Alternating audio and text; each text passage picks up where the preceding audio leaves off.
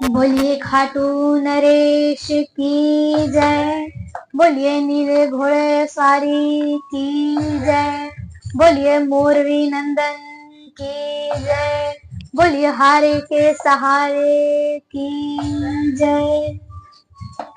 तो चलिए, अब हम सबको जिस कथा की हमें इतनी प्रतीक्षा थी, अब हम सब उस कथा को सुनने जा रहे हैं। हमारे खाटू श्याम जी के जन्म की कथा का हम सब श्रवण पान करते हैं।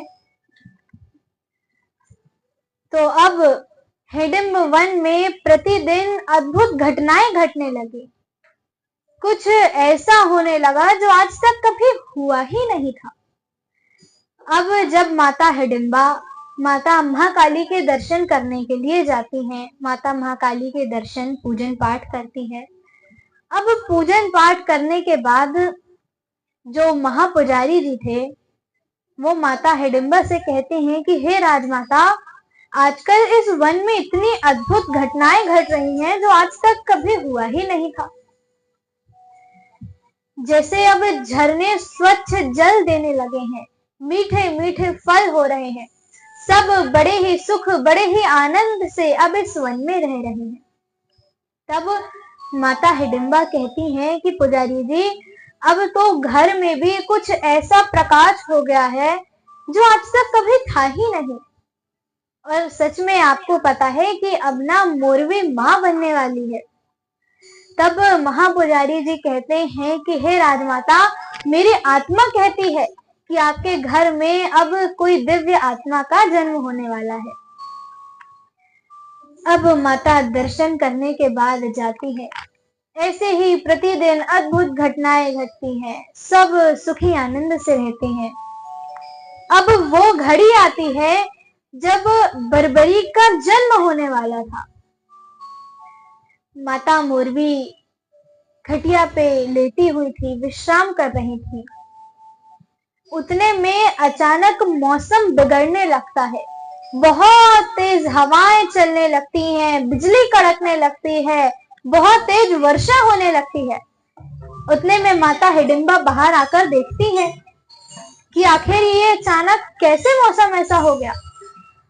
उतने में आसमान से एक दिव्य ज्योति आती है और आकर माता के गर्भ में विराजमान हो जाती है। और जैसे ही वो ज्योति आती है, उतने में एक बालक के रोने की आवाज आने लगती है, बोलिए खाटू नरेश की जय। अब माता हिडिंबा और घटोत्कच अंदर जाकर देखते हैं कि माता मोरवी के बाजू में एक छोटा सा बालक लेटा हुआ है। परंतु देखते ही देखते वो बालक युवा अवस्था में आ जाता है, वो बहुत बड़ा हो जाता है। अब माता मोरवी को और घटोत्कच को बड़ा आश्चर्य होता है। वो माता हिडिंबा से पूछते हैं कि माता, ऐसा कैसे हो सकता है कि एक तुरंत का जन्म लिया हुआ बालक अचानक कितना बड़ा हो गया। तब माता हिडिंबा कहती है कि इसमें कोई घबराने या कोई आश्चर्य वाली बात नहीं है। जैसे ये पुत्र बड़ा हो गया, वैसे ही घटोत्कच भी जन्म लेते साथ ही बड़ा हो गया था। इसलिए तुम लोग इस बात पे कोई आश्चर्य मत करो। तब वो पुत्र हाथ जोड़कर कहते हैं कि माता, मैं बड़ा ही सौभाग्यशाली हूँ जो मुझे आप जैसी माता मिली, आप जैसी जननी मिली। अब वो पुत्र माता मोरवी के चरण स्पर्श करते हैं, अपने पिता के चरण स्पर्श करते हैं, अपनी दादी श्री के चरण स्पर्श करते हैं। तब माता मोरवी हिडिंबा माता से कहती हैं कि माते, ये पुत्र तो जन्म लेते ही इतना बड़ा हो गया कि हमें तो इसका नामकरण करने का भी अवसर नहीं मिला। तो आप ही बताइए कि अब हम इसका नाम क्या रख सकते हैं। तब वो माता हिडिंबा कहती हैं कि इसके जो केश हैं वो बरबराकार हैं। बरबराकार अर्थात बाल घुंघराले हैं, तो उन्हें बरबराकार केश कहते हैं। तो माता कहती हैं कि इसके केश बरबराकार हैं, इसलिए मेरा कहना तो ये है कि हम इसका नाम बर्बरीक रखते हैं। अब माता मोरवी को ये नाम बड़ा पसंद आया, माता बड़ी प्रसन्न हुई। अब ऐसे ही सब अच्छा चल रहा था। एक दिन माता मोरवी बड़ी सोच में डूबी हुई थी। तब वो घटोत्कच आते हैं और आकर पूछते हैं कि हे मोरवी, तुम आखिर इतने ध्यान से क्या सोच रही हो? तब माता मोरवी कहती हैं कि मुझे तो मेरे संतान के कोई सुख प्राप्त ही नहीं हुए। जैसे पहली बार अपने पुत्र को गोद में लेना, पहली बार उसको खेलते हुए देखना, आंगन में उसकी किलकारियां सुनना, उसको अपनी उंगली पकड़ के चलना सिखाना, ऐसे कई सुख तो मैंने भोगे ही नहीं अपने पुत्र के।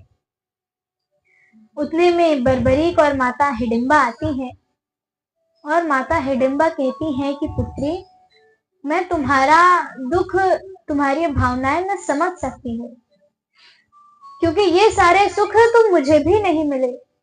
मेरा पुत्र घटोत्कच भी जन्म लेते साथ ही बड़ा हो गया था। हर माँ की यही कामना रहती है कि पुत्र स्वस्थ रहे, लंबी आयु वाला रहे। इसलिए अब मेरा कहना तो ये है कि अब हमें ज्यादा देर नहीं करनी चाहिए। माता हिडिंबा घटोत्कच से कहती हैं कि पुत्र, तुम कल सुबह होते ही बर्बरीक को द्वारिकाधीश के पास ले जाओ। तब वो घटोत्कच कहते हैं, ठीक है माता, मैं सुबह होते ही इसके साथ द्वारिकाधीश को निकल जाऊंगा। रात्रि में सब विश्राम करते हैं। सुबह होते ही घटोत्कच बर्बरीक को लेकर द्वारिकाधीश की ओर जाते हैं। अब द्वारिकापुरी जाते हैं, वहां पर द्वारिकाधीश के महल में जाते हैं कृष्ण जी से मिलने। अब जब महल के अंदर जाते हैं तो जाकर घटोत्कच प्रभु श्री कृष्ण को प्रणाम करते हैं, बर्बरीक को भी चरण स्पर्श करने को कहते हैं। अब चरण स्पर्श करने के बाद कृष्ण जी पूछते हैं कि क्या ये तुम्हारा पुत्र है? तब घटोत्कच कहते हैं कि हाँ प्रभु, ये मेरा पुत्र ही है। तब कृष्ण जी पूछते हैं कि इसका नाम क्या रखा है? घटोत्कच बताते हैं कि माता हिडिंबा ने इसके बाल बर्बराकार होने के वजह से इसका नाम बर्बरीक रखा है। तब माधव कहते हैं कि मुझे तो इसके चेहरे पे अलग ही तेज दिखाई दे रहा है, इसलिए मैं इसका नाम सूर्योदय रखता हूं। तब घटोत्कच कहते हैं कि हे माधव, आपने अपने सूर्योदय पर इतनी कृपा की, अब आप इतनी कृपा और कर दीजिए कि आप इसे अपने शिष्य के रूप में स्वीकार कर लीजिए।